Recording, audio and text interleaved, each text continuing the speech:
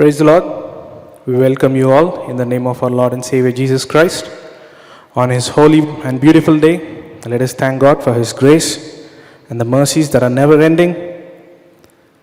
With a heart full of gratefulness, let us pray. Let us close our eyes, bow on our heads. Our most precious Heavenly Father, King of Kings, Lord of Lords, Father, we come before you into your house, into your presence. Thank you for being with us all through last week, O Master. Thank you for guiding us every step that we put forward. Master, thank you for helping us do thy will, even though sometimes it's difficult. Father, as we gathered here, we thank you for bringing us together. We pray for the people who are on their way. Master, we pray especially for the people who haven't made up their hearts, O Master. Change their hearts. Father, we pray for thy servant who is going to share thy word today. As we prepare ourselves, Master, speak to us. Anoint him with your Holy Spirit.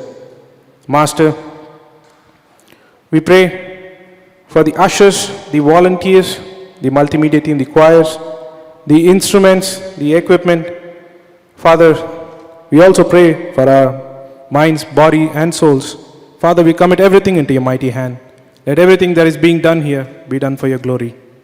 We pray for the English service and we pray for both the Telugu services, O Master. Father, let everything run smoothly without any interruptions. Master, we pray for the sick who are in the hospitals in these terrible times. Master, heal them. Father, as we enter into your holy presence, help us to leave everything outside, O Master. Help us to come as we are. The sinful nature, let it be gone, O Master. Father, we pray for all the services taking place all over the world on your holy day. Father, help us to safeguard our faith even in these terrible times. We pray for the gospel workers who share thy word all over the world, O Master. Give them strength, give them hope. Once again, we commit and ask all these things in the matchless and precious name of our Lord and Savior Jesus Christ. Amen. A very good morning to one and all. As we enter into this time, a very prominent time where we worship, where we praise His name, we're going to join with the heavens and sing that He is holy, holy, holy. We're going to sing song number 599, song number 599. As we sing, let us join with the angels and glorify His name.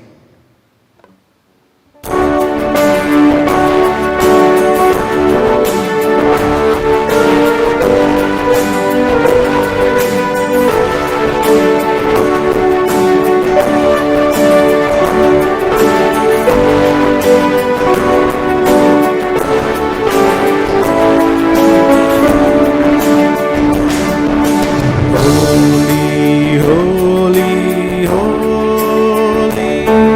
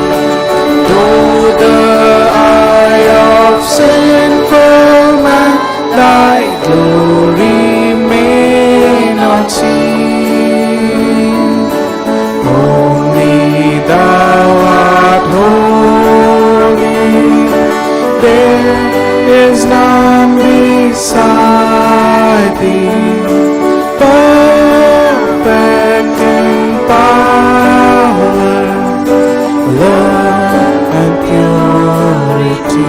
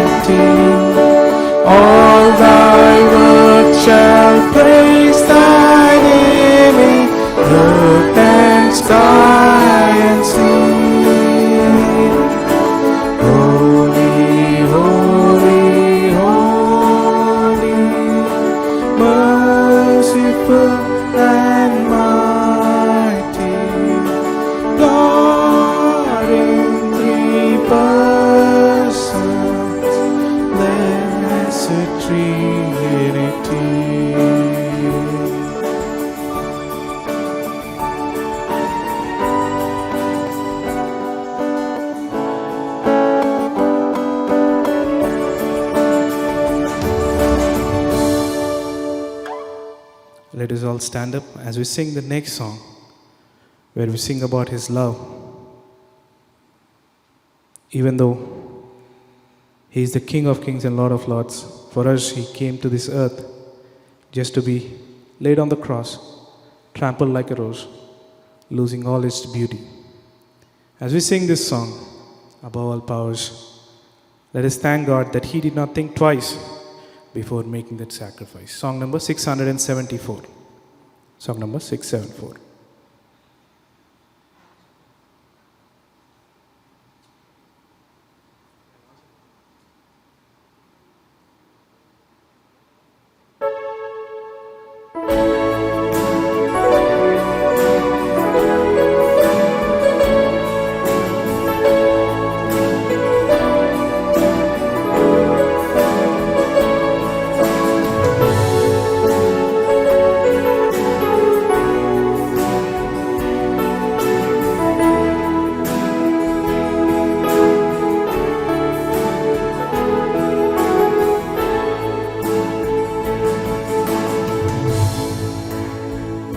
Above all powers, above all kings, above all nature and all created things, above all wisdom and all the ways of man, you were here before the world began. Above all kingdoms, above all thrones, above all wonders the world has ever known, above all wealth and treasures of the earth, there's no way to measure what you were. Crucified, laid behind the stone, lived to die, rejected and alone like a rose, trampled on the ground. You took the fall and thought of me above. Crucified, laid behind the stone, you lived to die, and you did and alone like a rose, trampled on the ground. You took the fall and thought of me above.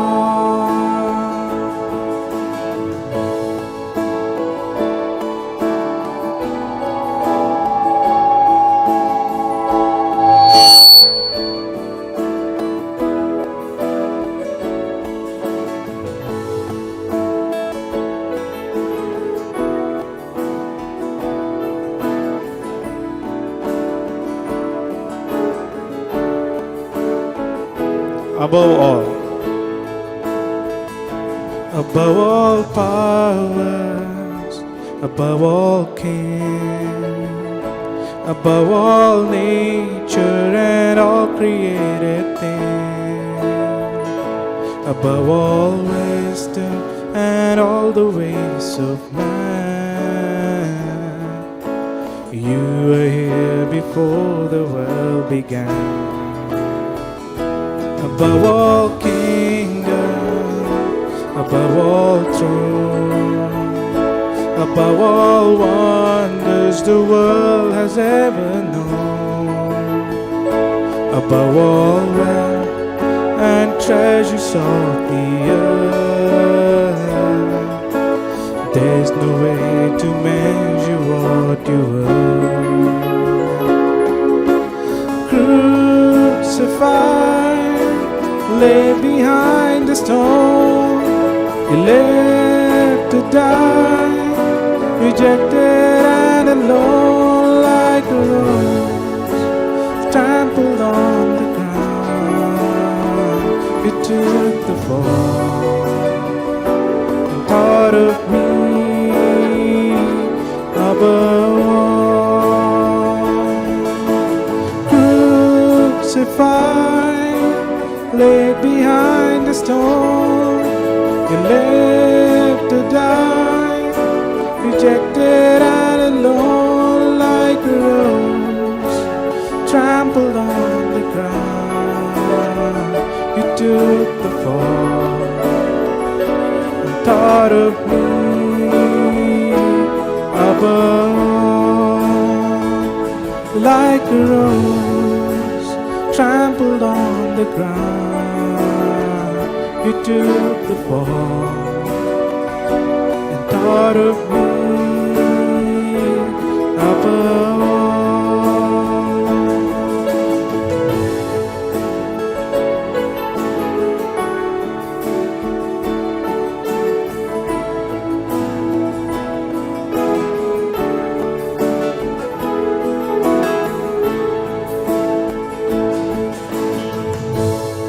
Please be seated.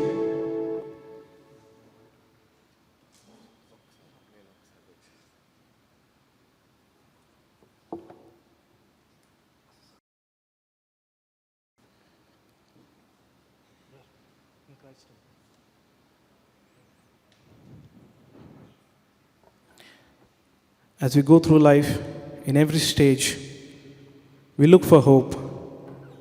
And we know that our hope and our living hope is Christ, the one who gave His life for us on the cross. And when He defeated death, He gave us that victory. We're going to sing song number 803, song number 803. In Christ alone, my hope is found.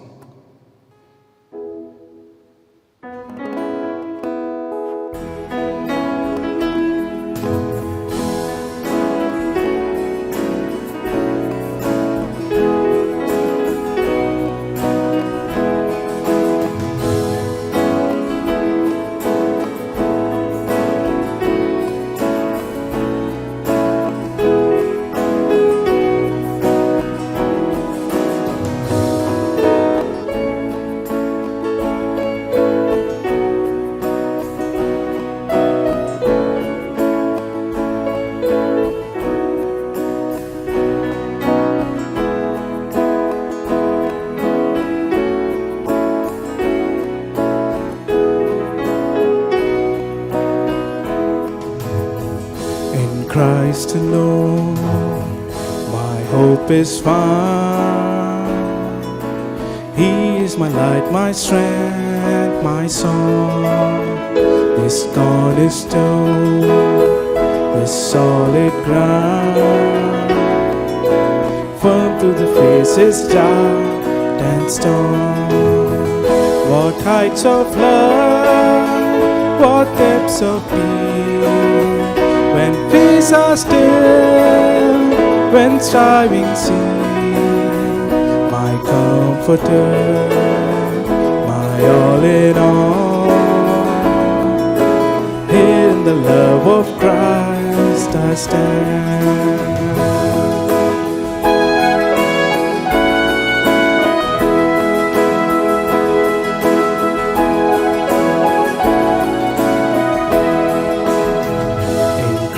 Christ alone, who took on flesh, fullness of God in helpless pain. This gift of love and righteousness, scorned by the ones he came to save. Till on that cross, as Jesus died, the wrath of God was satisfied. For every sin on him was laid. Here in the death of Christ I lay.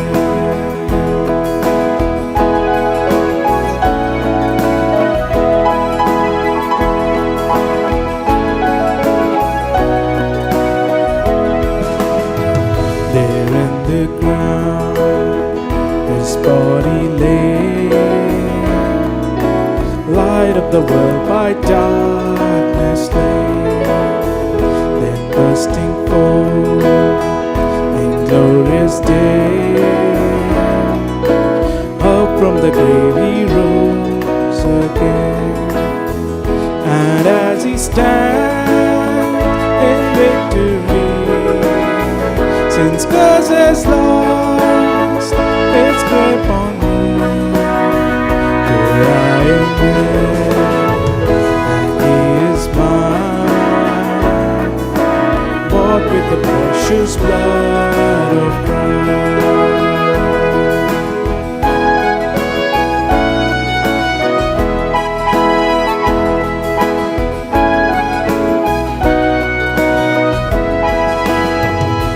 Guilt and lie, no fear in death.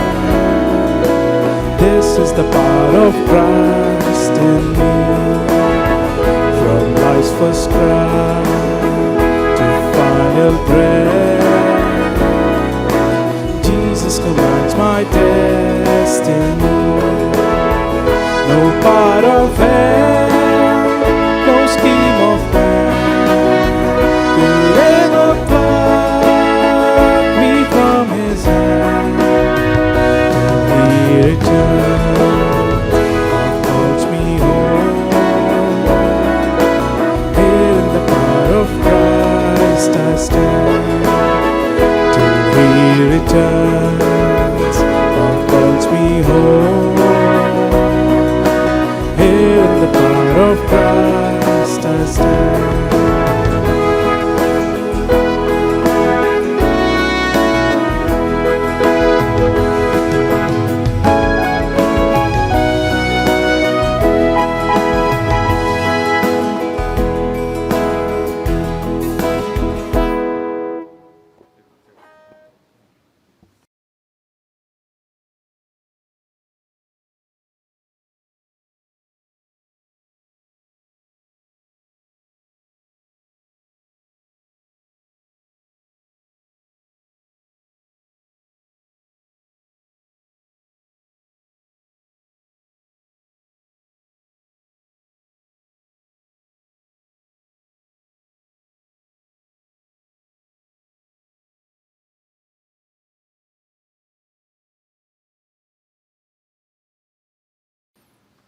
We as humans are sinful by nature.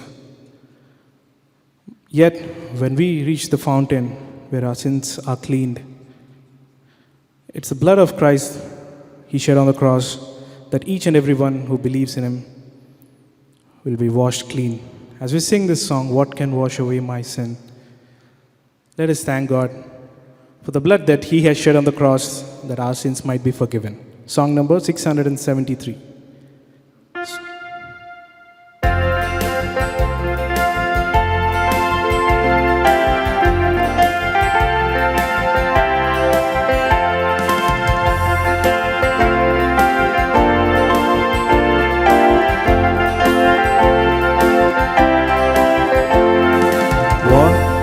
Wash away my sin, nothing but the blood of Jesus.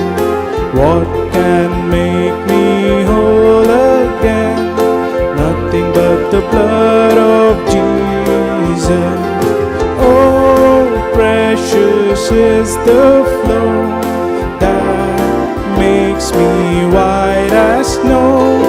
No other fount I know, nothing but the blood of Jesus.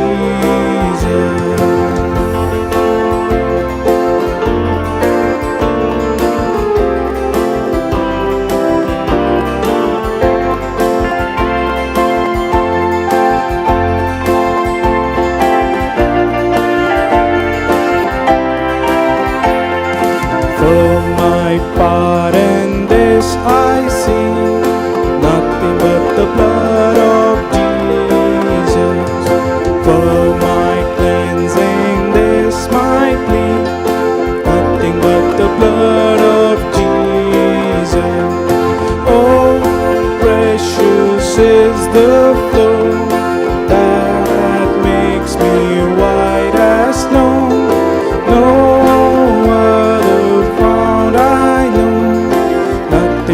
the blood of Jesus.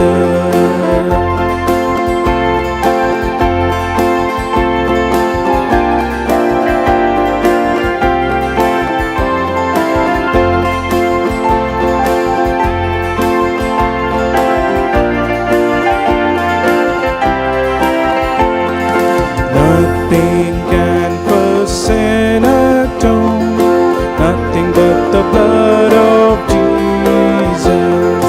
Not of good that I have done, nothing but the blood of Jesus. Oh, precious is the flow that makes me white as snow. No other fount I know, nothing but the blood of Jesus.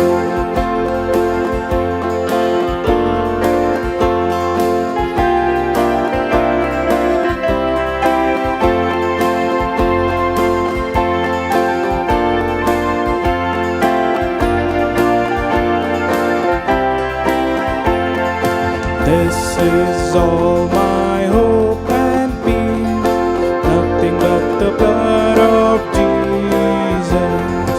This is all my righteousness, nothing but the blood of Jesus. Oh, precious is the flow that makes me white as snow. No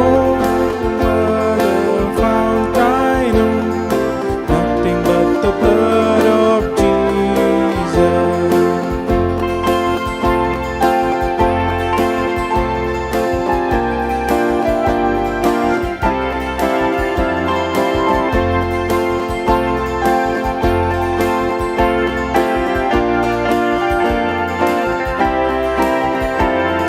Now by this I'll overcome, nothing but the blood of Jesus. By this I'll reach my home, nothing but the blood of Jesus. Oh, precious is the flow that makes me white as snow. No other fount I know, nothing but the blood of Jesus.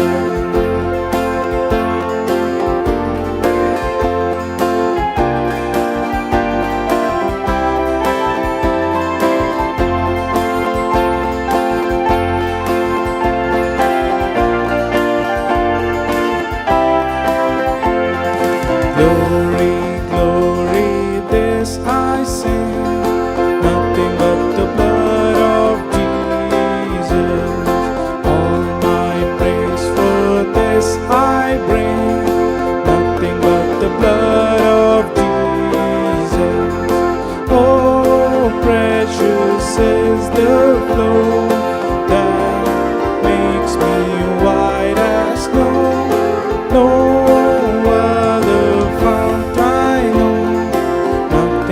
the blood of Jesus, nothing but the blood of Jesus, nothing but the blood of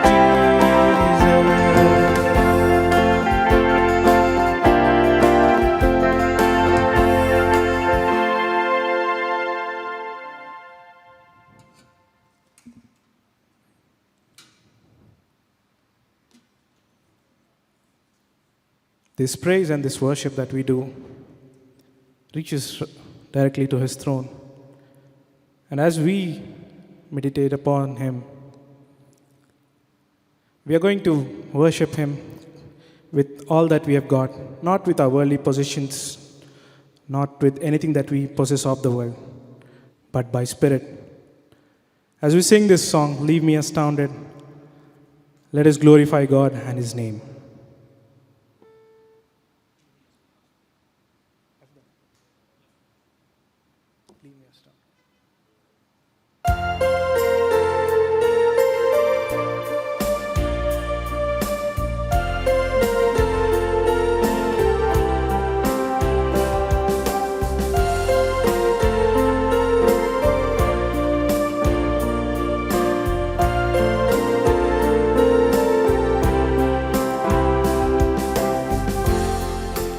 All my hands have made, I'm laying down.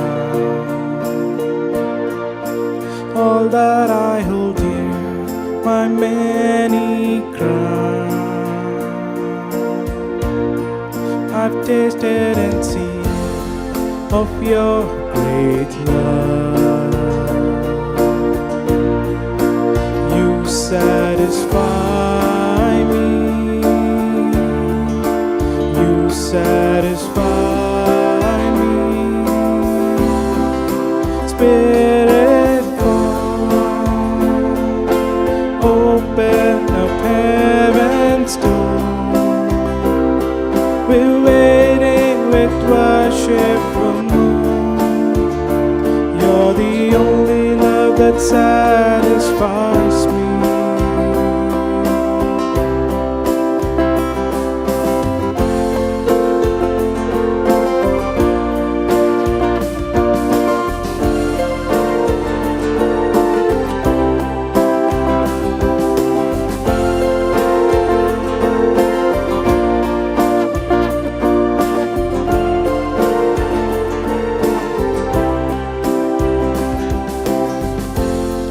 My constant request above all things. Every hour I wait be near me. Though I've tasted and seen of your great love, show me your glory.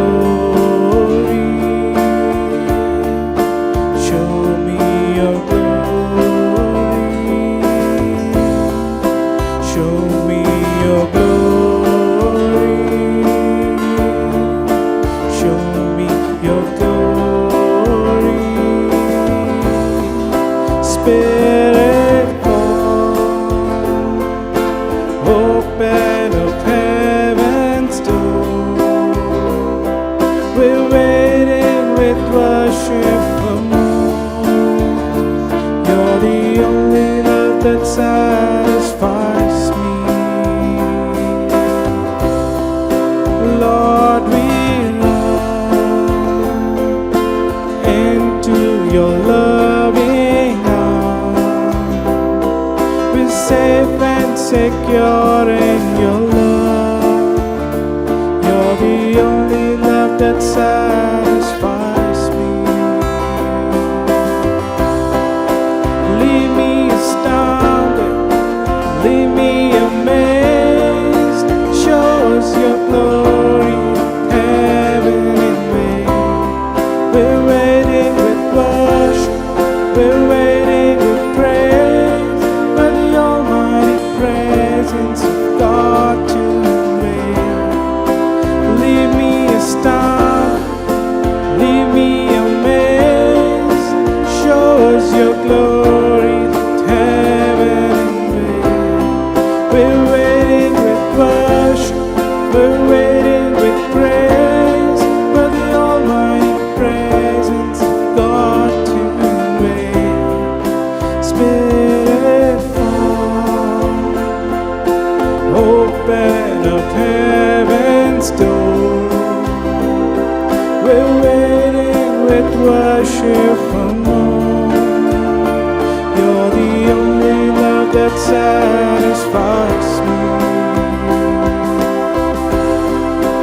Lord, we run into your loving arms. We're safe and secure in your love. You're the only love that satisfies me.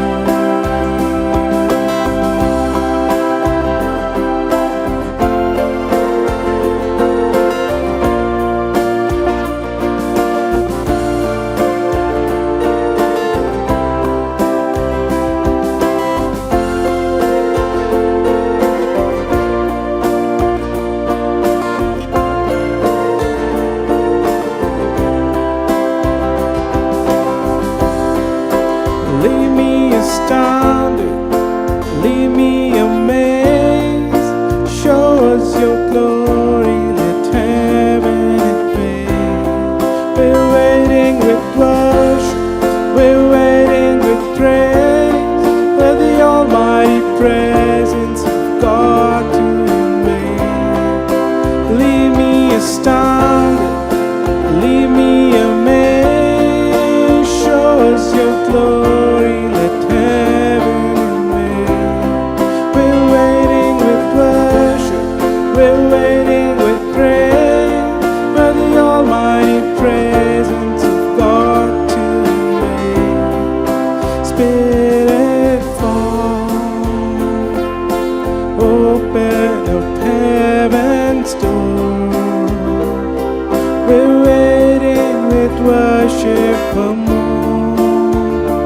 You're the only love that satisfies me. Lord, we run into your loving arms. We're safe and secure in your love. You're the only love that satisfies me.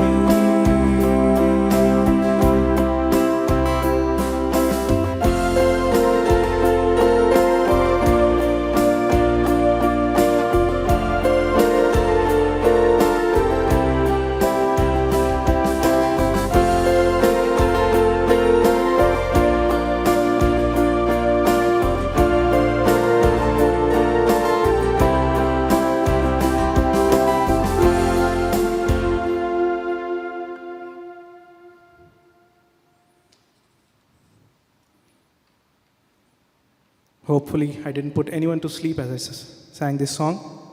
So we are going to wipe that off by standing up for the next song called Days of Elijah, as we proclaim that He is going to come soon and He is going to show us His glory.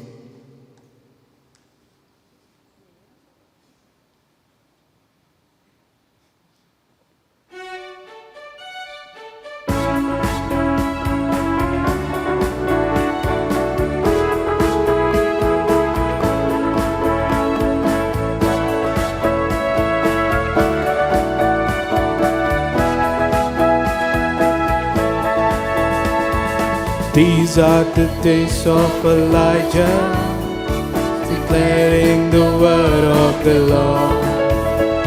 And these are the days of your servant Moses, righteousness being restored. And though these are days of great trial, of famine and darkness and sorrow, still with a voice in the desert, crying, prepare ye the way of the Lord. Behold, He comes, riding on the cloud, shining like the sun. At the trumpet call, lift your voice. It's the year of Jubilee, heart of Zion, say, salvation comes. Behold, He comes, riding on the cloud, shining like the sun. At the trumpet call, lift your voice. It's the year of Jubilee, heart of Zion, say, salvation comes.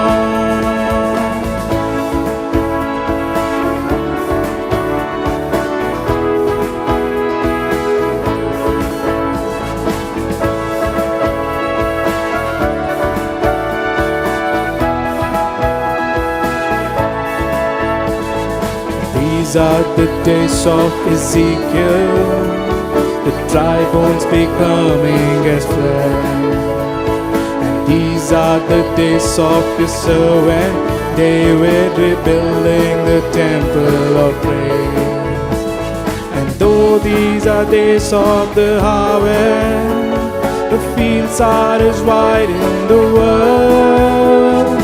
We are the laborers in your vineyard, declaring the word of the Lord. Behold, he comes, riding on the clouds, shining like the sun. At the trumpet call, lift your voice. It's a year of jubilee. Out of Zion said, salvation comes. Behold, he comes, riding on the clouds, shining like the sun. At the trumpet call, lift your voice. It's a year of jubilee. Out of Zion said, salvation comes.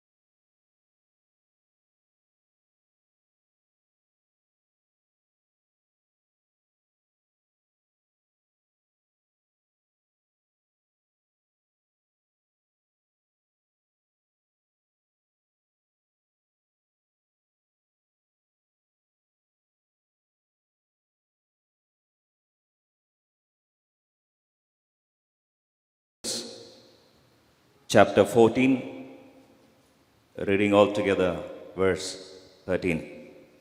Exodus chapter 14, reading all together, verse 13. Book of Exodus chapter 14, reading all together, verse 13. And Moses said unto the people, fear ye not, stand still and see the salvation of the Lord, which he will show you today. For the Egyptians whom you have seen today, you shall see them again no more forever. May the Lord bless the reading of this portion and may he speak to each one of us. Many of us in our life sometimes go through dicey situations where we feel we are enclosed, where we feel all the roads have been closed, where we feel hopeless, where we feel we have come to a dead end. It was such situation for the children of Israel after being delivered through the mighty hand of the Lord, after they have come out victoriously from the clutches of the then most powerful kingdom and the most powerful ruler, Pharaoh. After coming out of the clutches of the bondage of Egyptians, most often we feel that once we are delivered, our journey would supposedly be comfortable, smooth, without any hiccups. This is what we expect. But the children of Israel had to go through one of the biggest tests of their life, which would convert into a biggest testimony, which would impact the millennium. But when they came to the situation where they have come into an enclosure, let's turn our Bibles to book of Exodus chapter 14, verse 1 and 2. And the Lord spake unto Moses, saying, speak unto the children of Israel, that they turn and encamp before Pihahiroth, between Migdol and the sea, or against Baal-zephon, before it shall ye encamp by the sea. God directed their path as we have seen the last few weeks. But it so happened that finally they ended up in a situation in verse 10. Verse 10, when Pharaoh drew nigh, the children of Israel lifted up their eyes, and behold, the Egyptians marched after them, and they were sore afraid. And the children of Israel cried out unto the Lord, and they said unto Moses, because there were no graves in Egypt, hast thou taken us away to die in the wilderness? Wherefore hast thou dealt thus with us, to carry us forth out of the Egypt? Is not this the word that we did tell thee in Egypt, saying, let us alone, that we may serve the Egyptians? For it had been better for us to serve the Egyptians than that we should die in the wilderness. They have come to the most hopeless situation of their life. On the front is the roaring Red Sea, and chasing them behind is the most brutal enemy of their life, who tortured them for almost 400 long years of bondage. Imagine a situation like this where they can't progress further, neither can they run back. At this point of time, they were almost held up on all the sides. The question today is, when we go through a situation like this, where it is very terrifying, and we don't have any solution to the problem that we are facing, and we have almost come to a dead end in our life, how to cope up with that? How to overcome a situation like that? In one single line, how to cross the dead ends in our life, or how to overcome the Red Seas in our life. Today, as the Spirit of the Lord speaks to each one of us, we shall begin this important theme as how to overcome Red Sea experiences in our life. What are the principles of overcoming the Red Sea situations in our life? In other words, how to overcome dead end situations in our life. How to encounter them, how to face them, and how to come out of the situations wherein we are trapped on all sides. That's why man of God, great man of God, Moses, out of his experience, wanted to comfort and encourage the children of Israel. And the first principle that he speaks today, let's quickly see the first and the introduction to the second principle, and this 3/4 formula of how to overcome Red Sea experiences in our life. May the Spirit of the Lord make it a practical experience in our life. Turning our Bibles quickly, let's see the first principle of how to overcome the Red Sea experiences in our life. How to cross Red Seas in our life. How to face the dead ends and how to overcome them with the grace of God. Turning our Bibles to Exodus chapter 14. Quickly, let's read verse 13, please. The first principle of how to overcome Red Sea experiences in our life. Exodus chapter 14. Reading all together verse 13 prayerfully. And Moses said unto the people, fear ye not. Stand still and see the salvation of the Lord. The first principle of overcoming Red Seas in our life is fear not. When someone tells us fear not, we often say it is very easy to say. But how can we not experience fear? Is it practically possible? Many of us say that, don't fear 365 times. There is a word God says, don't be afraid. It's very easy to say, but very difficult not to be afraid. Today, the first principle that Moses encourages them is why they are not supposed to be afraid. The Holy Spirit God makes it very, very clear in our lives that when we go through a situation of anxiety, when you go through a situation of worry, when we go through tense moments in our life, the first principle is fear not. But the problem is why we are not supposed to fear. If we have to cross Red Seas, the first principle is if we go through the experience of fear, the Word of God very clearly says, fear not. Today, quickly we'll see 7 important reasons why we are not supposed to be afraid. It's why we are not supposed to be worried, why we are not supposed to be afraid, why we are not supposed to be anxious. Quickly we'll see 7 important truths today, and may the Lord enable us to experience them and apply them in our life so that it may enable us to experience the life in abundance. Turning our Bibles quickly, Exodus chapter 14, verse 11 and 12. Now when they were sore afraid in verse 10, why Moses is encouraging them not to be afraid. The problem is, the first thing that fear has is, we probably say, when I am terrified, when I am in an anxious situation, I have every reason to be anxious. I have every reason to be afraid. I have every reason to go through the anxious moments. Am I a human being? I am a human being. Therefore, I have every right to go through panic situation. I have every right to go through anxious moments. I have every right to worry. But why? Philippians chapter 4, reading verse 6 to 7. Why does Paul encourage the church? Why does he say? Why he doesn't suggest them? Philippians chapter 4, verse 6. Philippians chapter 4, verse 6 and 7. Quickly we'll see verse 6. Be careful for nothing. In other words, be anxious for nothing. In other words, don't be afraid of anything. Don't worry for anything. When someone says like this, we say, be practical. Don't try to sound scriptural. The point is, when God says something, it is not practically impossible. If it was impossible, He would not have told. The Creator who created us, if it was impossible, He would not have told us not to be anxious. He does not levy unbearable weights over us. And He always says His yoke is very simple, bearable. That's why when He says, don't be anxious, the biggest problem in our life is anxiety comes unaware. Worry comes unaware. Sometimes we say, I have every right to be worried. I have every right to be anxious. I have every right to go through panic mode. I have every right to go through fear psychosis. We say that it is our birthright. But why we are not supposed to be afraid? Quickly, the Word of God says that first thing, we are not supposed to be worried is because first thing, the fear hath lot of torment. You know what is torment? Those children of Israel, after coming to the point where they see Red Sea in the front and then Pharaoh's soldiers in the rear, they immediately started experiencing a lot of torment in their life. 1 John chapter 4 verse 18.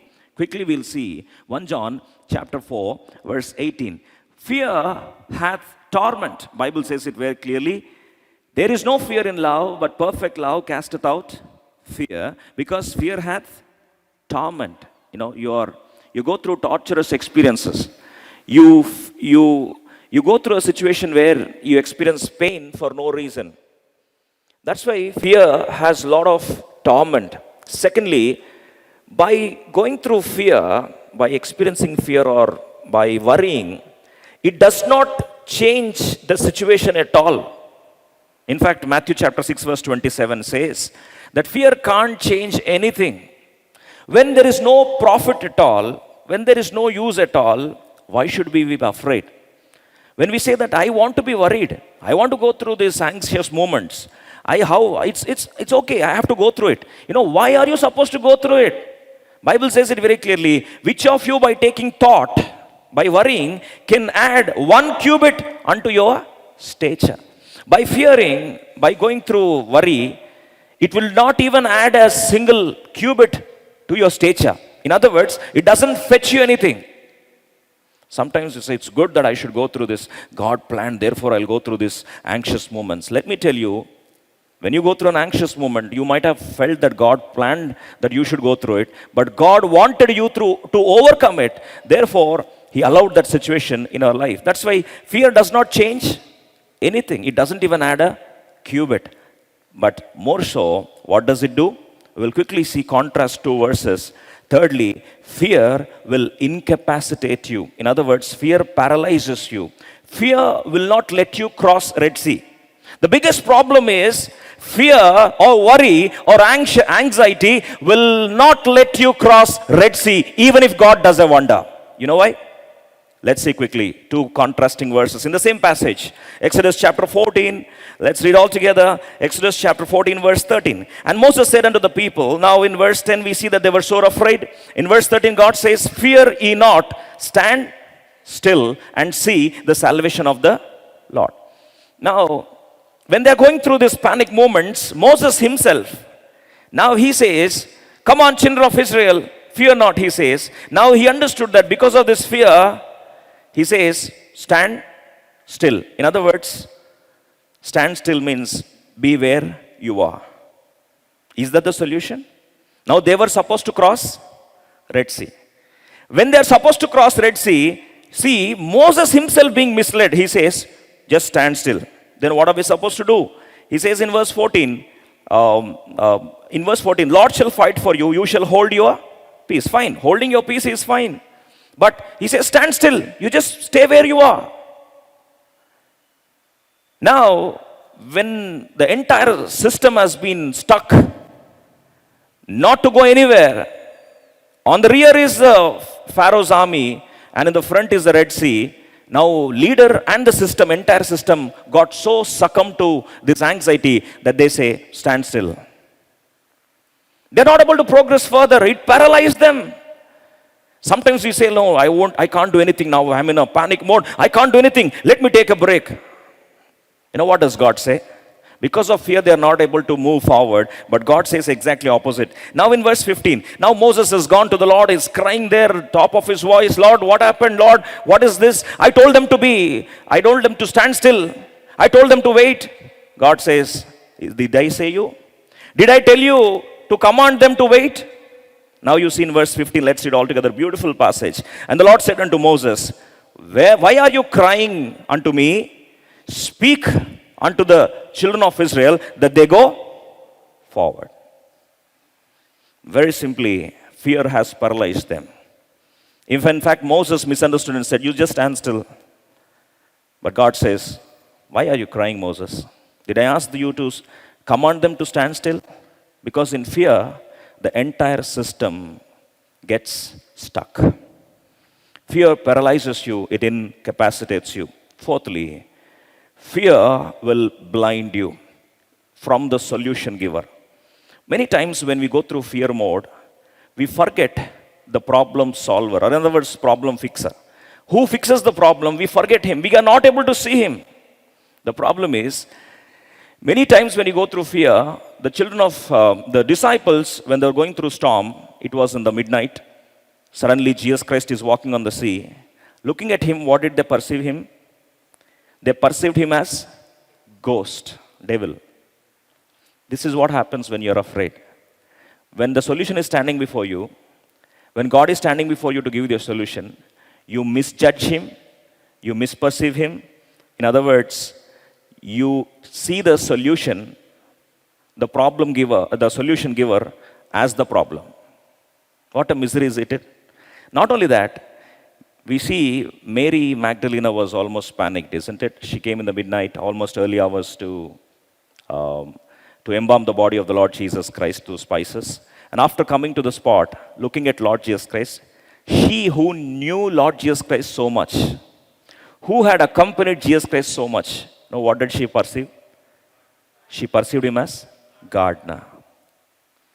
This is what happens. Fear blinds you. It totally destroys your eyes of faith. In fact, it blinds you from the very problem solver. The Lord who fixes the problem, you will misjudge him. So what happens? In fact, fear actually aggravates, because the one who gives you solution, you feel him as threat. You actually try to run away from the one who solves your problem just because fear blinded you to misjudge the one who solves your problem. What a pity it is. In fact, Psalm 23 verse 4, even when we go through the darkest valley of our life, Psalm 23 verse 4, what does he say? Though I walk through the shadow of the valley of death, I will fear no evil, for thou art with, you are with me, Lord. Even if I'm going through the valley of the shadow of death. Matthew 28:20 it says, Lord says the final promise. In fact, Matthew chapter 28 verse 20. What does the Lord say? Matthew chapter 28 verse 20. Teaching them to observe all things whatsoever I have commanded you. Lo, I am with you always, even unto the end of the, even if unto the end of the world, I am never going to leave you nor forsake you. But when we go through fear mode, the first thing that we feel is we feel lonely. We feel that God has forsaken us, isn't it? Many times we feel, God, did you forget me? Lord, I feel all alone. I feel lost. You know why? Though the Lord is there, though you walk through the valley of shadow of death, the fear will blind you not to see the Lord. When you can't see the Lord, even if he's existing, you actually aggravate the problem. You make the problem bad to worse. Fifthly, fear makes you misunderstand the purposes of God. What are the purposes of God? Exodus chapter 14. Very clearly, Lord said, I wanted to bring you out of the bondage to take you to the promised land. When this was what is the purpose of God. Now, what is the conclusion of the children of Israel? They imagined the worst possible scenario in their life. Let's turn to Exodus chapter 14, verse 11 and 12. They said to Moses, because there were no graves in Egypt, thou hast taken us away to die in the wilderness. Wherefore hast thou dealt thus with us to carry us out of Egypt? Is not this the word that we did tell thee in Egypt, saying, let us alone, that we may serve the Egyptians? Let us alone, we may serve the Egyptians, that we should die in the wilderness. Lord, is not this what we told you? Why did you bring us here and now should we die in this wilderness? Are there not graves? See, the worst possible scenario. The Lord who loved them so much, what did they misunderstood? The purpose of God. They understood that God, who brought them with a mighty arm, who delivered them from the most powerful ruler of the world, with a very mighty stretched out arm, now they misunderstand the purpose of God and say, if you wanted to kill us, why should you bring us this far? It makes us imagine the most worst possible scenario, and it ends into complaining spirit. Why are you complaining today? Why are you bitter about the situation? Why are you murmuring about the situation? Because fear made you misunderstand the purpose of God. And fear made you misunderstand the situations that you're going through. Therefore, you are complaining today. Sixthly, fear actually makes you self-conscious. Let me explain you the scriptural principles, what exactly happens when we go through fear. In fact, 2 Timothy chapter 1, verse 7, Paul encourages his spiritual son Timothy, 2 Timothy chapter 1, verse 7. He was a young man who was given the responsibility of the very huge church by name Ephesus. And now when we are ministering at the place called Ephesus, that's where Timothy was doing the ministry wonderfully, but suddenly, when fear sets in, you enter into a mode called self-conscious mode. Now, what is self-conscious mode? Now, Paul writes to Timothy and says, for God hath not given us the spirit of fear, but of power, of love, and of sound mind. He says, God has not given us a spirit of fear. He has not given us a spirit of fear. But, what exactly happens? See, when we experience a situation like this, when fear sets in, it's something like this. Our man is a tripartite being. Tripartite means we are composition of three things: spirit, soul, and body. Right? Body is world conscious. Body is world conscious. The spirit is God conscious. Kindly, I want your attention, please. What exactly is the mechanism why we panic through the situation, even though we have hundreds of promises, even though we have a powerful word of God? Why we go through this panic situation? Because the spirit is God conscious. That means it's always concerned about God and the things of eternal value and spiritual value. The body is world conscious, whereas the soul, let me talk about the soul. Soul is other word psyche, the psychology, the word is derived from soul. The soul is self-conscious. Now, when we operate, we either operate through two mechanisms. One is soulish operation or spiritual operation. In other words, we look at a situation from two perspectives. One, through the lens of the soul, which will make you self-conscious. Self-conscious in the sense that everything happens in the world, you ascribe it to you. You become aware of yourself. You become so conscious about yourself, what others are perceiving about you, how are you performing, how are you being evaluated, what people are perceiving about you. All this is called, self-conscious. You get into a self-conscious mode. For example, suddenly someone asks you to tell a testimony, you are asked to come onto the dais. Now the spirit and soul both are operating at the same time, isn't it? The spirit says, come on, this is a wonderful opportunity. You can testify about God, what the mighty works God has done on behalf of you. Now come on, you should glorify God. The God is a spirit. So the one in you, it is mightier than the one in the world. All this will puff you up so much. Now you are under conscious control of the spirit. Now, when you're control of the Spirit, you don't look at people at all. You're not worried about others at all. You're not worried about yourself at all. You become insignificant to your own eyes. World becomes insignificant to your own eyes. In one word, when David was dancing before, as the Ark of the Covenant was being brought to Jerusalem, he says very clearly, I did it as my audience was God and God alone. He forgot who he was. That means in the control of the Spirit, what exactly happens is you forget who you are. That means self-consciousness is dead. So also, the body becomes ineffective. In other words, world consciousness is dead. Then what exactly operates? Spirit. In other words, it is God consciousness. That means only God becomes your audience. You are only concerned about God. You are only concerned about God's strength. You are only concerned. That's why faith, what is faith? Definition of faith. Faith is the evidence of things not seen.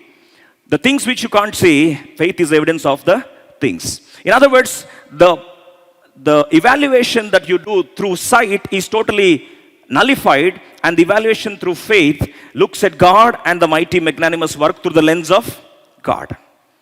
But suppose somebody calls you and then you start testifying. As you start testifying, suddenly you look at one of the audience and he happens to be your bitter critic. Imagine, he taunted you. Imagine he is your husband only, or he is your wife, or she is your wife, your daughter or son or mother-in-law. Imagine mother-in-law for some moments. And now she gives a very funny scorn at you, frowning look at you. Then immediately what happens to you? Till then you are God conscious. I am testifying for God. Only God is my audience. Now suddenly what happens? Who became your audience? Mother-in-law became your audience, or father-in-law became your audience, or your enemy, your neighbor became an audience. Then immediately what happens is, from spirit control, you ended up into soul control. And as you end up into soul control, first thing that happens is you become self-conscious. What did I tell? Did I tell the right one or not? She's laughing means she's making fun of my testimony. I can understand. I think I should not have told that thought. And once that starts, you start shivering. Suddenly, immediately, people will think that, oh my God, she's being inspired by the Spirit. No, it is not inspired by the Spirit. You are out of the control of the Spirit. And immediately, sound engineer feels, I think there is a problem with the mic. He sets the mic. But actually, it's not the problem of the mic. It is that you came from one realm into another realm. From spirit realm, you came into soul realm. Now they say, are there not graves? Did we not tell you this? What happened to the mighty promises? What happened to the Passover celebrations? All gone with the wind. Lastly, seventhly, now, when you come to a situation like this, that's where, when you are operating in the spirit consciousness, you filter the stimuli, you filter the situations from the lens of the Spirit of God. Let me repeat these lines again. When you operate in the control of the Spirit of God, you look at the same situation not through your lens. You look at it from the lens of the Spirit of God. When you know that He is Almighty, the very stimuli which made you fear will no longer disturb you. That's what Paul was telling Timothy. Timothy, listen, God has not given us a spirit of fear, but of power and of love and of sound mind. When it is a spirit of love, let me come back to the same reference, 1 John chapter 4, verse 18. Perfect love casteth away fear. That means when you're operating in the spirit control, mark it. There is no scope. There is no scope of anxiety at all. Then you may say, great men of God had anxiety. Yes, they too had anxiety because from the control of the spirit, they came into the control of their soul. That's why the Bible says very clearly, be filled with the Spirit of God. Be ye in the control of the Spirit of God. When you come in the control of the Spirit of God, a most timid, rather most fearful disciple of the Lord Jesus Christ, Peter and John, now they stand up before thousands of people and they could preach with the authority of the Spirit of God. When you are in the control of the Spirit of God, you become another human being. Probably when I say this, you probably say, is it called we become impersonated, we become somebody else? No. We all have this too. We are controlled either by spirit or by soul. Let me come to the last point. Numbers chapter 13, verse 33. When you are being governed by this fear, this last thing why God says not to be afraid is fear will exaggerate or maximize your enemy and minimize the strength of God. That's what exactly happened in Numbers chapter 13, verse 33. Numbers 13:33. Quickly, please. Numbers 13:33. And there we saw. You imagine what a pity and what a disastrous, tragic end the children of Israel had actually ended up. Lakhs of people came out of the promised land. Out of the 12 spies which are sent to just look at the promised land, although they had promises in store, although they know that the mighty God has actually given them almost promised land is in their hands, but after 12 being sent, the 10 of them, the majority of them being governed by the fear principle, you know what are they trying to say? Verse 33. And there we saw the giants, the sons of Anak, which come of the giants. And when we were in our own sight as grasshoppers, and so we were in their. Can you go into their eyes and look at yourself? But this is what happens. Now, you can clearly see, if they are not in the control of the spirit, only the two things operate. That is, flesh talks about world consciousness and soul talks about self-consciousness. Now they say, we are looking like grasshoppers before them. And not only that, even when they look at us, we are also looking like grasshoppers. In fact, fear maximized the enemy and minimized their own potential, as well as the Lord who mightily, ferociously fought on behalf of them. They forgot all of it. That's why sometimes we make our God very small. Sometimes we make our God very small. And we also say, oh, my God is a mighty God. Sometimes we sing a beautiful song. My God is mighty. My God is almighty. My God, nothing is impossible. All that we say, and after coming out and sitting in the car, we start worrying. What happened to the mighty God? I think my God has left me. My God has forsaken me. You know, why does that happen? Because when you go through fear, you maximize the enemy and minimize God and also the strength of God. That's why the first thing that Moses tells them is, listen, children of Israel, once again let me encourage you, fear not. Because when you are still being governed by fear, you cannot come to step number 2. That's why 3 principles I want to present to you to overcome Red Seas. The first principle is fear not. Under the first principle, we have seen 7 important truths. Now, we will come to the second truth. You know, how to overcome. Now, first thing is why we are not supposed to be afraid. Why not to fear? Now, the second principle is Exodus chapter 14. Let me start the second principle and then we'll continue the same topic as the Lord leads in the succeeding weeks, as this is very, very pivotal for our spiritual, not only spiritual life, even our regular life, the world. Every day we face the situations and challenging encounters. It is God and His promises which sustain us in this world. That's why let's quickly come to Exodus chapter 14, verse 13. And Moses said unto the people, fear ye not, stand still and see the salvation of the Lord. First principle is fear not. Why they are not supposed to be afraid? Very clearly, we have analyzed 7 truths why we are not supposed to be afraid. In fact, to not be afraid. Now let's come to the second point. What is the second point? Stand still. In other words, in the first principle, Moses tells them why not to be afraid. Now in the second principle, we'll see practically how not to be afraid. How not to be afraid. First we have seen why, 7 points not to be afraid. Secondly, now how not to be afraid. See, when there is fear, the only solution to fear, one lady comes to D.L. Moody, the great man of God, and says, sir, I wanted a solution for fear. Then he says, I want to give you homework. You go to the scriptures and then within a week you try to come up with a solution yourself. If you can't, then I'll help you. Now this woman comes back on the first Sunday and then she says, I found the solution. I found the best medicine. She says Psalm 56 verse 3. then he appreciated her and said, good, this medicine is so good, but I want to give you a better medicine than this. So then she was surprised. How can it be? I did a lot of research. I did a lot of hard work of finding the best medicine for this. What was the medicine that she found out? Psalm 56 verse 3. What time I am afraid, I will trust in thee. That means when I'm afraid, my medicine is trust.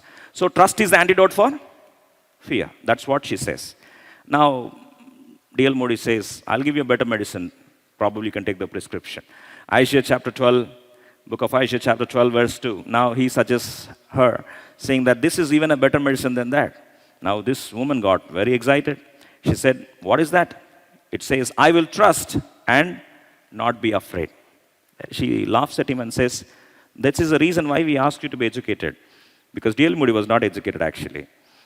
He was a dropout actually, school dropout, he was a shoe seller. Now, this is the reason I want you to be educated. And he says, this is a problem with your over-education. You missed the important point. What is the important point? Both the places, the same words. There I will, when I'm afraid, I will trust in thee. Here, I will trust and not be afraid. Both are the same, both words. Then she says, both seems to be similar. Then D.L. Moody, the great man of God, says, please see the placement. Which comes first and which comes next. So, prevention is better than cure. When you're afraid, you can take the medicine of trust. Yeah. Then D.L. Moody says, you would be in, first exercise faith and trust, then there won't be the scope of fear. But the problem is, when all say that, we are not supposed to be afraid, but heart of hearts, it keeps on lingering in our hearts. We keep worrying, we keep going through anxious moments in our life. And although we know that there are 7 drawbacks of going through fear, and we also know that fear incapacitates us and doesn't allow us to overcome, but still we go through it. Today, we are beginning a second important principle, very, very, very powerful, how not to be afraid. In fact, how to stand still in a storm. How to stand still in a storm. We all know that trust is a medicine, right? But how do we trust? We'll ask psalmist. Psalm 9, verse 10. 9th Psalm, verse 10. Psalm 9, verse 10, please. Verse 10. Psalm 9, verse 10. Shall we all read together how trust comes? How does trust come? We all say, trust in the Lord. You will not be afraid. When you are afraid, trust in God. That fear will go away. It's very easy to say. But how to get the trust? How to experience the trust? How to get faith? How to exercise faith is what is the matter. Now, Psalmist says in Psalm 9, verse 10, let's read all together. And they, all together, please. All together, please. And they that know thy name will put their trust in thee. Now, we come to the second principle of how to overcome Red Sea experiences. What is the secret? Who will trust in God? Let's read once again, please. Who will trust in the Lord? They that know thy name. Oh, so easy. Just know the name of the Lord and you will start trusting Him. It's very, very, very easier said than done. The problem is, Psalmist says, if you know the name of the Lord, you will start trusting in the Lord. Let me tell you something. Why God allows Red Seas in our life? God's biggest passion, in other words, biggest burden in our life, is that we at least try to know who our Lord is. The biggest pain that God goes through is His own children not knowing the name of the Father. If someone tells you, can you explain about your father to a son? Will son say, I don't know about my father. I never saw him. How insane it sounds. The biggest problem is God wants us to experience the relationship, not the religion. This is where serious tragedies set in. I repeat this line, serious tragedies set in. As we continue this important theme, let me tell you once again, God is not bothered about religion. I repeat these lines, God is not bothered about your religion. God is bothered about our relationship. In order to know who our Heavenly Father is, He takes us through Red Sea experiences. Today you might ask a question, why God is allowing problems in my life? Today you might ask a question, why God is taking me through Dead Sea experiences, dead-end experiences in my life? The answer is, God wants you to know who He is. In other words, God wants to deepen your relationship with Him. God is serious about it. Otherwise, it becomes fatal. When you don't know who a God is, it becomes fatal. Let me tell you why. After crossing Red Sea, they didn't learn the lesson. God wanted to teach them who He is. But you know what happened? They come to, let me try to allegorically present before you. Moses, the man of God, goes to Mount Sinai and he spends how many days there? 40 days. Can you understand that after 40 days, he said, wait, let me come back to you. You know what happened? Because children of Israel didn't know who their God is. Didn't know who their God is. You know what did they do? 400 years of misunderstanding the God. They got influenced by the so-called idols of Egypt. And what did they do? They forced Aaron and said, come on, Aaron. We don't see Moses coming back. We are hopeless about it. Therefore, come on, make us idols so that they may lead us. What a pity it is. The God who brought them so far, they misunderstood the Lord. Where has the relationship gone? Where do you think that when relationship is gone, do you replace it with idols? Understand the misery. For 40 days, they misunderstood. They started worshipping the Egyptian symbols as their gods. They ask, request Aaron and say, Aaron, please, come on, make gods for us. He's such a, what to do? Aaron always wants to please people. When somebody comes and forces Aaron, Aaron says, it's okay, you wanted something, let me do that. What does he do? He says, come on, bring all your gold, all your ornaments, come and put them. Can you understand that so soon God wanted them to know who He is? Instead of understanding who He is, they misunderstood Him, and now they mistook the idols as those who led them. What did happen? What did happen? Let's turn our Bibles to Exodus chapter 32, verse 19 and 20. Now Moses is coming down from the Mount Sinai. You understand, 40 years, 40 days. Now story turns into 40 years. Can you see the allegory? I'm not trying to reveal a big mystery, but as I was trying to correlate, the Holy Spirit God was showing me some very mystical revelation. For 40 days of misunderstanding who God is, God wanted to teach them the lesson of 40 long years, each day amounting to 1 year in their life. And how costly was it? How costly was it? The entire generation got destroyed. Dear brother and sister, our biggest burden and desire and zeal in our life, when we pray, Lord, I go through Red Sea experiences, I'm going through this pain, I'm going through this problem, I'm going through this turbulence. Our biggest prayer is, Lord, help me to know who you are. I know this is nothing for you, but help me to learn who you are. Can we make a prayer like this? Paul made a prayer like this. Philippians chapter 3 verse 10, he says, Lord, I want to know who you are, to know Him and to know the power of resurrection. I count everything as dung. In fact, he says that I may know Him and the power of His resurrection. I want to know who He is. I want to know what the power of resurrection stands for, and the fellowship of His sufferings. And now he says in verse 11, I count every achievement of mine as dung before it, so that I just want to know who my Father is, who my God is, how mighty He is. That's why Bible says it very clearly. The first thing that Moses understood in his very beginning of his career as the leader, the first thing that he asked is, Lord, what shall I tell the children of Israel? They will ask me, who sent you? Then God says, tell them that I am hath sent you. Who is I am? The Lord says, who are you, Lord? Moses asks, who are you, Lord? Lord says, I am that I am. Is it so difficult to understand this I am? Yes. If we have understood I am, one bit of I am, 1% of I am, let me tell you, 99% of our problems would have been solved. The biggest, toughest subject is not rocket science or not artificial intelligence. The toughest subject is knowing who our God is. That's why God says, stand still and know who I am. Psalm 46 verse 10. What a beautiful, encouraging passage it is. Let's quickly turn and we'll pause for this with this thought. Psalm 46 verse 10. Why are we supposed to know who our God is? Bible says, be still Be still and know that I am God. I am. You know who I am. You say, Lord, it's very simple, only two letters, I and M.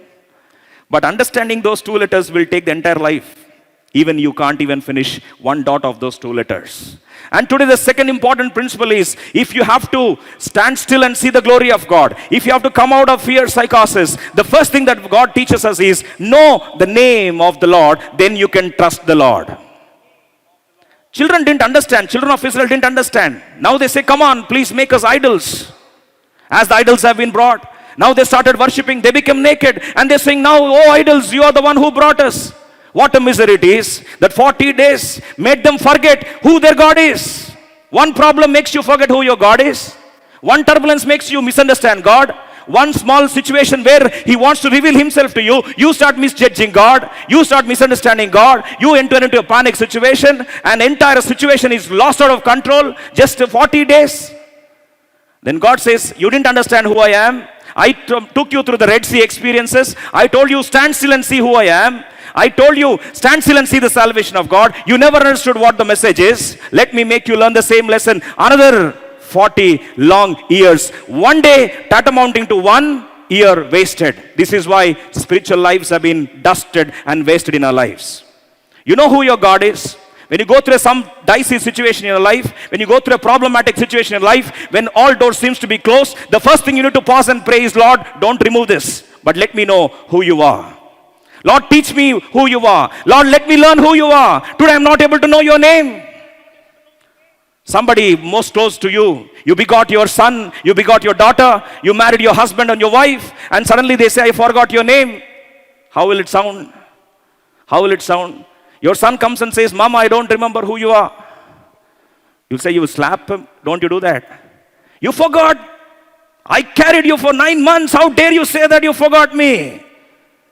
Imagine that's what is happening with our lives as well. The God who begat you and I, the God who breathed His life in our nostrils, today we say, Lord, I don't know who you are. What a pity it is.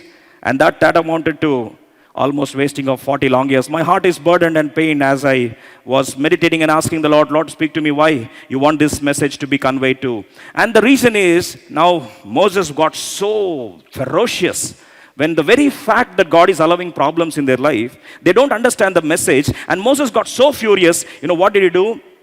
He comes down shaken, Exodus chapter 32, verse 19 and 20. With this, I want to close for the day. Exodus chapter 32, verse 19 and 20. And it came to pass, as soon as he came nigh unto the camp, that he saw the calf and the dancing, and Moses' anger waxed hot, and he cast the tables out of his hands and break them out. What a pity it is.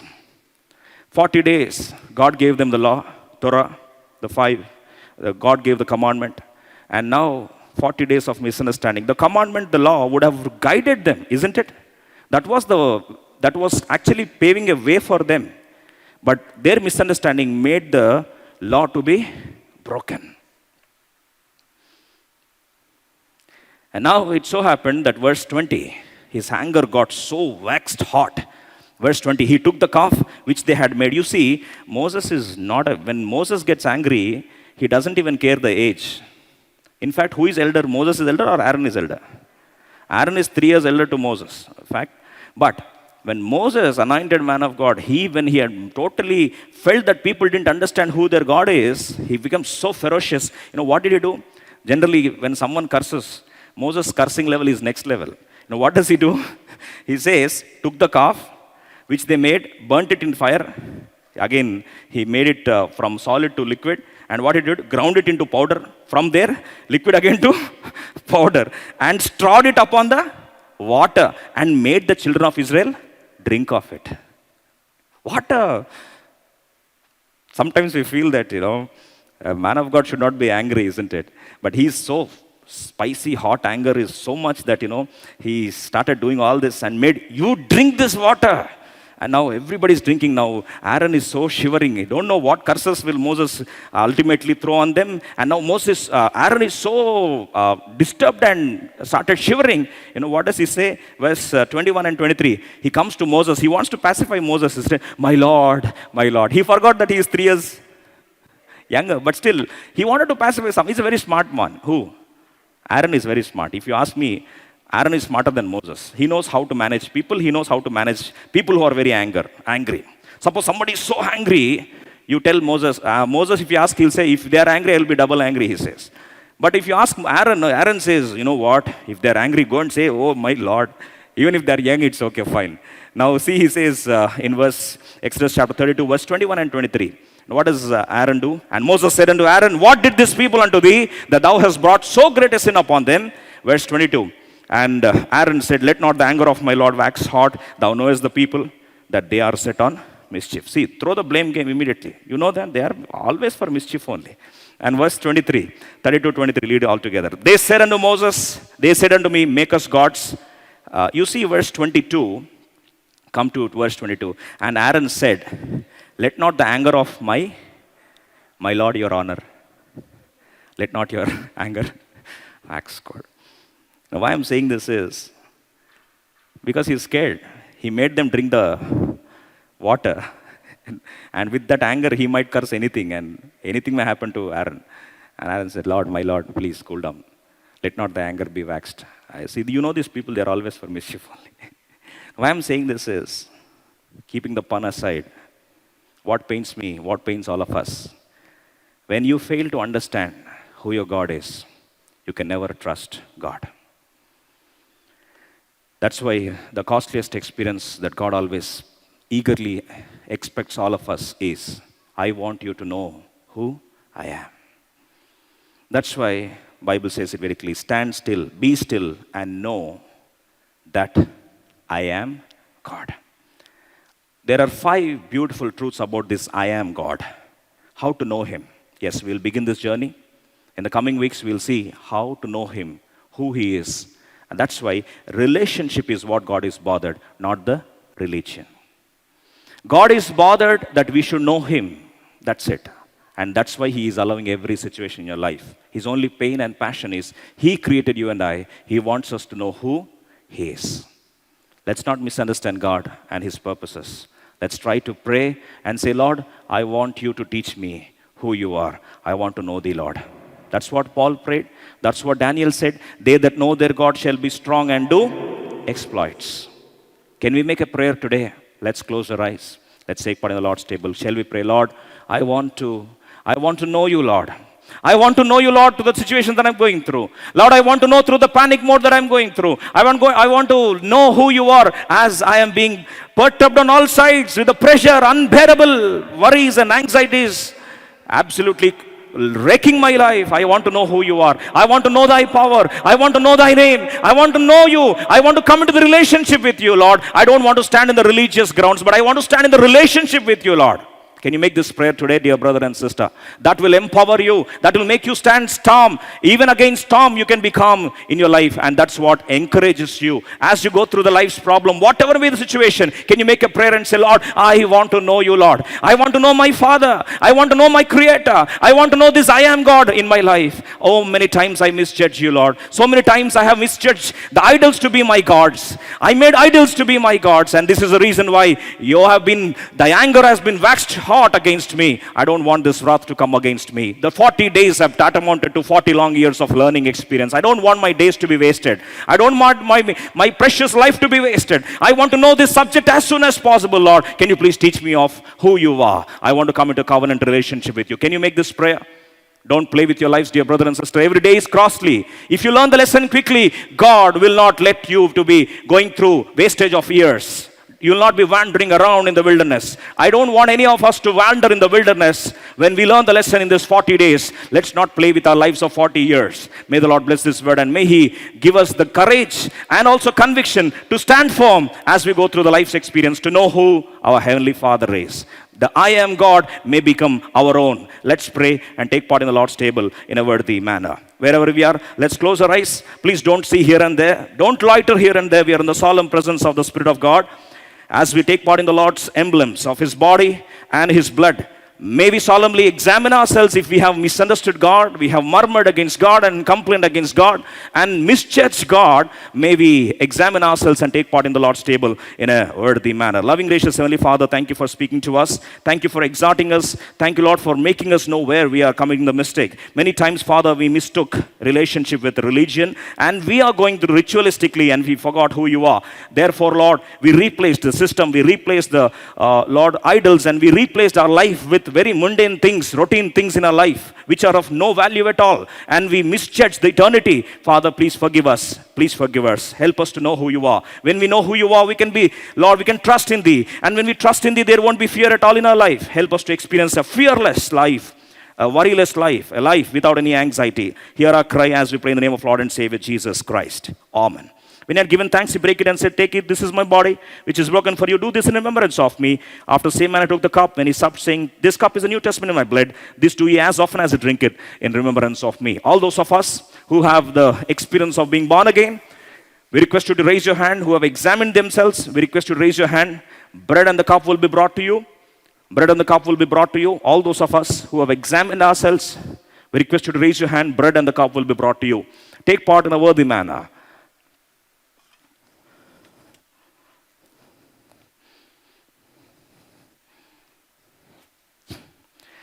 May I request you to please raise your hand. Those of you who are born again,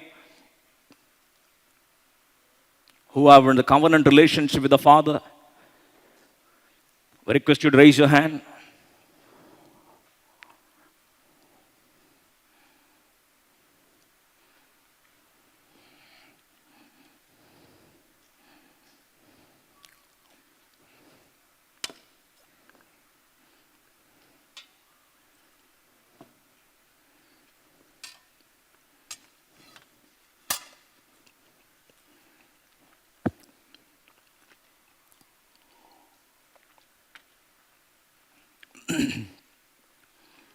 Mistakenly, if the bread and the cup hasn't reached you, can I request you to please raise your hand high enough to be seen?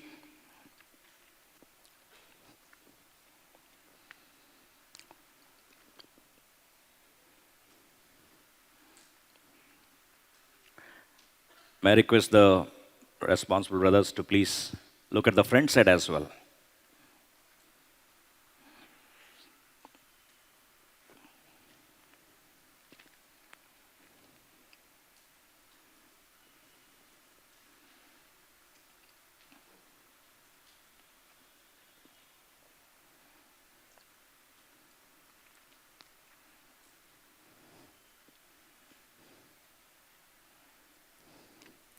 We believe everyone received the bread. We believe everyone received the bread and the cup. Let's pray. Loving gracious Father, thank you for speaking to us. Thank you for exhorting us. Thank you for letting us know thy will as we go through the experience of Red Sea in our life. Father, thy wish is that we would learn thee, we would learn of thee, and we would understand who you are. We most often in our lives, we misunderstood you. We didn't trust you, therefore we are afraid. Thank you for speaking to us straight to our hearts. Father, help us to know who you are. Then we can trust who you are. When we trust, there won't be any fear at all. Help us to experience that eternal bliss, the abundance of life that you have planned in our life. Thanking thee for speaking to us, praying for every member of the family represented here, for every request of theirs. Father, from the riches of thy grace, answer every prayer request in thine own time. Praying for the requests of every member of the family represented here and for the ministry of the Life Temple. Thank you for helping us in yesterday's ministry. Lord, we acknowledge thy grace, and once again we want to thank you for taking us through Red Sea experiences. We want to know who you are. The I am God may become our own. Summoning all of us at thy grace. In the name of Jesus we pray. Amen. Kindly please be seated.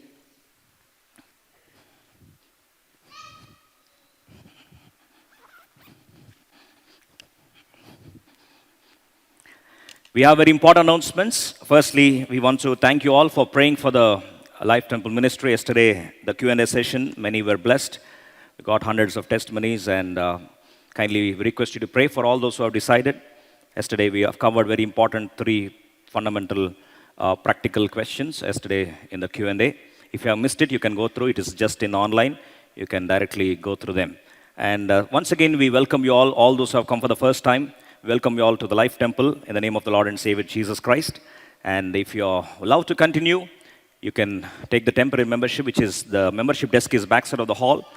And those who have already taken the temporary membership and have been consistently coming for the last 4 weeks, you're welcome to upgrade to the permanent membership straight away. And for that, you need to visit the membership desk, which is at the back side.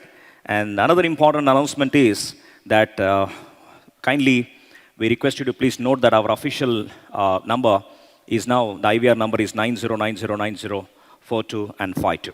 Kindly save this number, which would guide you through the official admin office and also prayer tower and the medical services wing. So also our songs are there in social digital platforms. You can download them. One of the album is released for free. You can download and listen to them and glorify God. Let's all stand up and glorify God through our offerings. And as we submit ourselves, especially our offerings at the feet of the Lord, may the Lord give us grace. Let's all stand up and glorify God.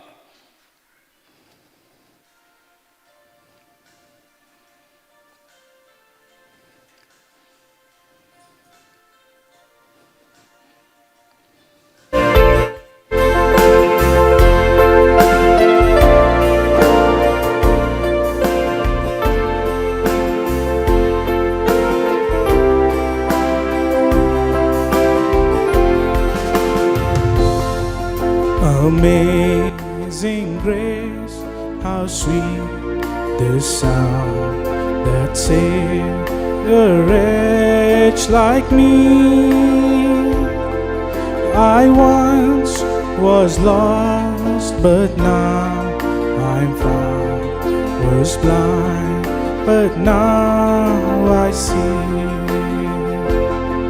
'Twas grace that taught my heart to fear, and grace my fears relieve. How precious did that grace appear, the hour I first believed. My chains are gone, I've been set free. My God, my Savior has ransomed me, and like a flood, His mercy reigns, unending love, amazing grace. Shall we pray? Loving gracious Heavenly Father, thank you for thy blessed presence. Thank you, Lord, for encouraging us and exhorting us and once again convicting us. Our only prayer today, Father, that thou would help us to know who you are. Help us to know thy name, so that when we know your name, we can trust your game. Father, let us not misunderstand what thou art doing in our life. Help us to understand and know thy name, so that, Lord, we may understand thy game in our life. Summoning all of us at thy feet, asking thee that thou would sustain us. Help us to experience the I am God in our life. As the dear ones are going home, send them with thy blessings. We also pray for those who are watching live. Every need of ours may be answered from the riches of thy grace. And Lord, praying for the minister of the Life Temple and every member of the family represented here. Lord, both permanent members, temporary members, and also e-family. Let thy blessings abide with us. Send us with thy blessings. Thank you for accepting our offerings. According to Malachi 3:10, thou may bless and use it for thy glory, and also for the edification of the church and for the blessing of our families. Summoning all of us unto thy grace, we pray this in the name of Lord and Savior Jesus Christ. Amen. May the love of Heavenly Father, the grace of Lord Jesus Christ, the constant communion of the Holy Spirit God, may be with each one of us now and forevermore. Amen. Praise the Lord. Praise the Lord. Thank you for joining us.